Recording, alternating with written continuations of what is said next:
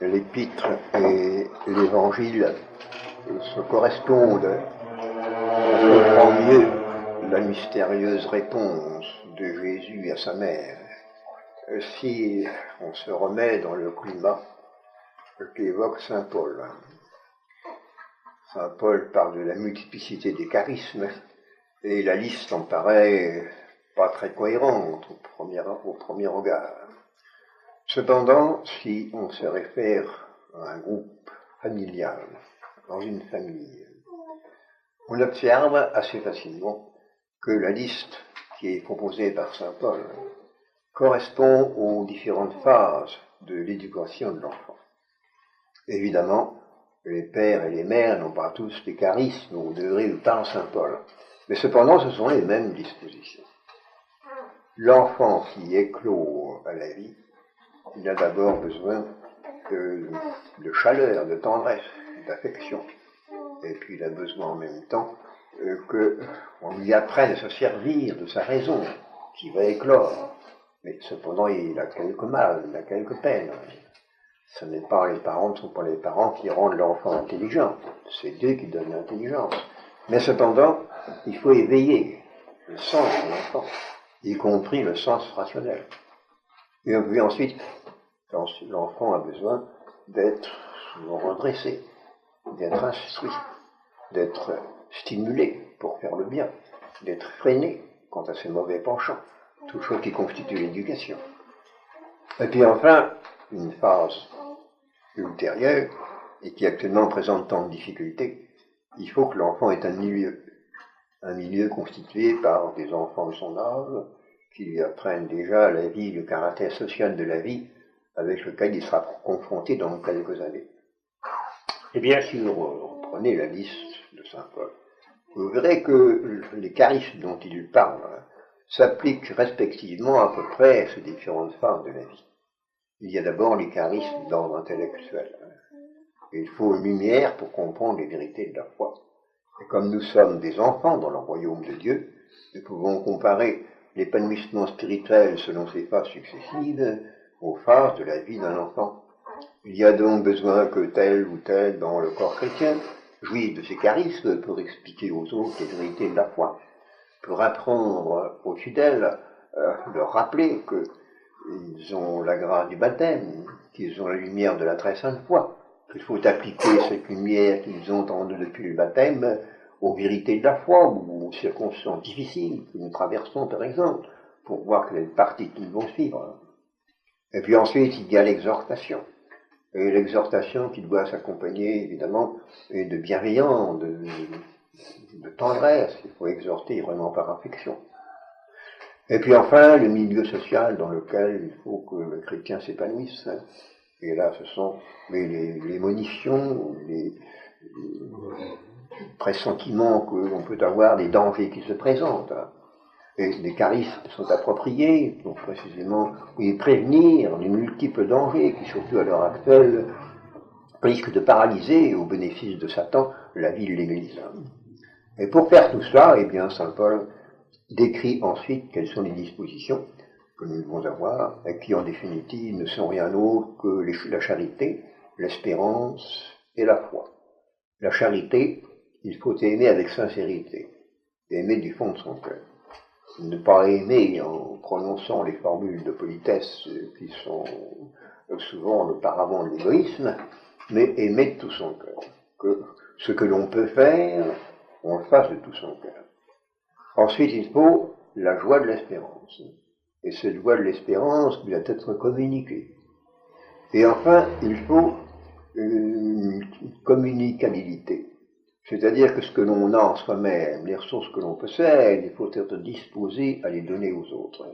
Il faut pleurer avec ceux qui pleurent, se réjouir avec ceux qui se réjouissent, être en état intérieur de communication avec les autres, même si on a par les circonstances ou par vocation on lui retirer, cependant le réflexe doit être d'ouverture et de bienveillance. Et cela suppose que, comme le dit saint Paul, on ne s'établisse pas dans une position haute, dans une position élevée. vous l'aurez aussi certainement observé, ça a été l'une des défectuosités des rapports sociaux dans les siècles qui ont précédé, et même au début de ce siècle encore, la différence, l'opposition entre les classes sociales était certainement beaucoup trop grande. Maintenant, on va à l'excès inverse. On voudrait une confusion, on voudrait un égalitarisme qui est hors nature. Mais il est certain que jusqu'à il y a une cinquantaine d'années, les classes les plus élevées, il faut bien le dire, méprisaient les classes inférieures dont ils usaient, et les classes inférieures le leur rendaient par une haine à peine voilée. Quand, comme un prêtre, on est cité pour voir les réflexes ici et là, ça se passait bien comme ça. Eh bien, saint Paul, ici, il décrit, il fait observer que la communicabilité, le fait de partager les larmes ou de partager la joie, d'être en état de partage, comme on dit maintenant. Oui, c'est dans saint Paul, il veut en dire d'autres termes beaucoup plus qualifiés et précis. Être en état de partage suppose qu'on ne se mette pas dans une position élevée, qu'on ne se considère pas comme étant supérieur aux autres. Il faut que, dans le fond de son cœur, spontanément, on se sente l'égal de tous, parce que nous sommes tous les enfants de Dieu. C'est fort simple. C'est fait très difficile à appliquer. Et vous voyez que saint Paul, à propos des charismes, qui reluisent d'une manière éminente dans telle ou telle personne dans l'Église et pour le bien commun, ne fait que nous rappeler que tous, nous avons la charité, il commence par là, ici, la charité, l'espérance et la foi, qui doivent établir un climat d'échange, de rayonnement entre les chrétiens. On peut bien supposer que à Nazareth il en fut ainsi, et que Marie-Joseph, Jésus ayant plus que tous les charismes, il devait exercer vis-à-vis de Marie et de Joseph toutes ces dispositions dont parle saint Paul, en particulier partager les joies et les peines, les petites choses quotidiennes qui entraînent nécessairement dans chaque famille, pour chaque personne, des moments d'affaissement ou des moments d'exaltation. Jésus et Marie et Joseph avaient des passions humaines comme tous nous les avons. La différence entre eux et nous, c'est que maîtrisant parfaitement ces passions, ils recevaient, vous avez en eux, pour la personne de Jésus, la plénitude de la grâce et de la sainteté. Eh bien, c'est dans ce climat familial, surtout entre Jésus et Marie, puisque, selon toute vraisemblance, lors du miracle de Cana, Joseph était déjà mort. C'est cet échange, oui, ce climat de confiance mutuelle, de familiarité sainte, de douceur, de joie, de partage profond, de sympathie au sens fort du mot, de communion dans toute chose de la vie. C'est dans ce climat-là qu'il faut comprendre la réponse de Jésus à Marie. Marie observe, elle est là, c'est elle qui est l'invitée, Jésus est venu avec elle, les apôtres sont venus avec Jésus, tout le groupe est là, et Marie observe que ces gens chez qui elle est le manque de vin et qui vont être dans la gêne vis-à-vis des invités. Elle l'observe d'un mot, sans plus. Et il n'y a pas de discours. Il n'y a pas besoin de très longs discours pour faire comprendre ce que l'on pense et ce que l'on sent à quelqu'un que l'on aime. Elle dit à Jésus, non plus de vin. Jésus comprend tout de suite, évidemment. Il l'avait remarqué, peut-être, d'une certaine façon. Il ne pouvait pas l'ignorer en tant qu'il était Dieu, mais cependant, humainement, il semble bien qu'il était un peu allergique à considérer, parce que faire ce miracle, c'était immédiatement se confronter avec ceux qui deviendraient ses ennemis. Et saint Jean le note, après l'accomplissement du miracle. Tous crurent, tous ceux qui étaient là crurent en Jésus. Et par conséquent, ça déclenche la passion. L'heure de la passion suivra, mais suivra inéluctablement. L'heure de Cana, et mon heure n'est pas encore venue, ce n'est pas celle dont Jésus parle lors de son agonie, mais cependant il y a de l'une à l'autre une connexion profonde. Faire le miracle, c'était pour lui, mais entrer en confrontation avec ses ennemis. Le pressentait-il humainement, et renaclait-il un peu, oui, devant cette tâche si austère et si douloureuse qu'il avait à accomplir. Toujours est-il que sa parole paraît être un refus. Enfin, il y a plusieurs interprétations, beaucoup d'interprétations même de cette parole parce qu'elle est obscure. Les interprétations extrêmes sont à exclure l'une et l'autre. La première consiste à dire, qu'est-ce qu'il y a entre vous et moi? Mêlez-vous de ce qui vous regarde. Il semble que oui, ce ne soit pas respectueux même d'un fils vis-à-vis de sa mère, surtout celui-là. La seconde interprétation va à l'antipode. Et elle dit, oh bien sûr, ça va de soi, ça vaut autre chose. Une familiarité qui ne convient pas non plus, étant donné qui sont Jésus et Marie. L'interprétation vraie risque d'être celle-ci. Et je me fonde ici sur ce que m'a dit Rosa Saint-Damiano. Comme elle avait quelques lumières, puisqu'elle avait des apparitions, je lui ai demandé à plusieurs reprises ce qu'il fallait penser de cette parole de Jésus à sa mère. Et voici ce qu'elle m'a dit. Elle m'a dit que le texte de l'Évangile avait comporté une omission qui allait se voir, qui a un mot.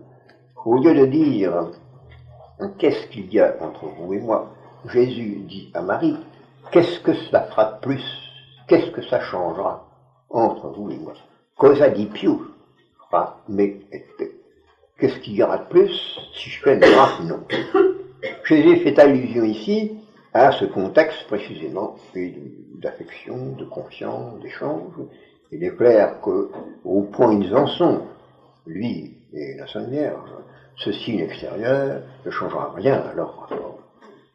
Et cette désinvolture, pour ainsi dire, cette désinvolture relative de Jésus vis-à-vis de Marie, signifie que Jésus est tout prêt à faire plaisir. Marie insiste, et elle ne se répand pas en supplication, elle passe à l'acte. Sa manière de manifester sa confiance, c'est de dire au serviteur, faites tout ce qu'il me dira. Donc, dans son cœur, elle ne doute pas. Et c'est évidemment fort important. C'est sa foi qui entraîne le miracle, et c'est une foi qu'elle traduit en acte. Elle s'engage vis-à-vis des serviteurs, c'était même une tâche assez rude. Les urnes comptaient chacune 120 litres. Donc, pour les remplir, ça représentait un certain travail. Donc, la Sainte Vierge, en donnant cet ordre, se compromet vis-à-vis des serviteurs. Est-ce que nous l'aurions fait? Nous serions peut-être dit, mais si ça manque, si ça rate, si le miracle ne s'accomplit pas, alors moi, je vais paraître ridicule vis-à-vis des serviteurs. Eh bien, c'est précisément parce qu'elle n'hésite pas, et parce qu'elle est sûre que sa prière obtiendra de Jésus le miracle qu'elle lui demande. C'est cette assurance qui entraîne le miracle et qui lui permet de rester sereine dans un moment quelque peu critique. Elle est l'exemple de notre foi. Et cela suppose donc entre Jésus et elle et le climat d'échange, d'affection, de partage qui est décrit dans l'Épître. Voilà, mes bien chers frères, ce que nous avons à faire très simplement dans notre vie quotidienne. Vous vivez dans une famille, dans un groupe humain, où il y a, comme partout où sont les hommes, il y a évidemment des heurts, des tensions, qui n'existaient pas entre Jésus et Marie-Joseph parce qu'ils étaient saints. Les occasions de tension qui viennent du monde, il les avait comme nous, mais précisément il les dominait dans la maîtrise de soi-même par la vertu, et dans l'ouverture de soi-même à la grâce du bon Dieu. Et c'est si nous vivons ainsi, de notre mieux, les uns avec les autres, réfléchissons donc en nous l'amour du bon Dieu qui nous aime, et alors nous sommes très libres, très assurés, pour lui demander beaucoup de choses, lui demander même des miracles. La Sainte Vierge vous a donné l'exemple. Elle a demandé un miracle et la réponse de Jésus lui a fait comprendre la portée du miracle qu'elle demandait. Il est probable qu'elle ne l'avait pas pressenti. C'est seulement cette réticence apparente de Jésus, où Jésus se cache, pour ainsi dire, où il s'enveloppe de l'affection mutuelle qu'il sent entre lui et sa mère. Il lui rappelle qu'au fond, c'est ça qui est le principal.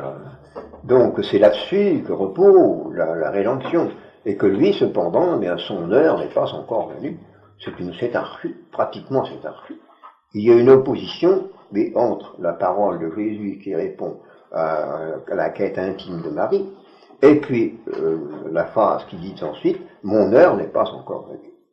Il semble qu'ensemble, Jésus et Marie, parce qu'ils s'aiment dans le bon Dieu, ils prennent mieux conscience, lui seulement humainement, et Marie complètement, ils prennent conscience du dessein de Dieu qui effectivement a suspendu l'origine de la tâche de Jésus et donc de la rédemption. La sagesse divine a suspendu cet accomplissement de la rédemption à la prière de la Sainte Vierge. Une première fois, lors de l'incarnation, il a fallu que Marie consentît à dire oui pour que le Verbe s'incarnât. Une seconde fois à Cana, pour que Jésus s'engageât, et dans la voie glorieuse provisoirement, et puis douloureuse et glorieuse ensuite seulement, pour que Jésus s'engageât dans cette voie, il a fallu encore l'intervention de Marie. Très grande leçon pour nous. C'est elle, c'est par elle, c'est en elle que nous recevons toute grâce, en ce temps si difficile où nous risquons d'être privés de tout.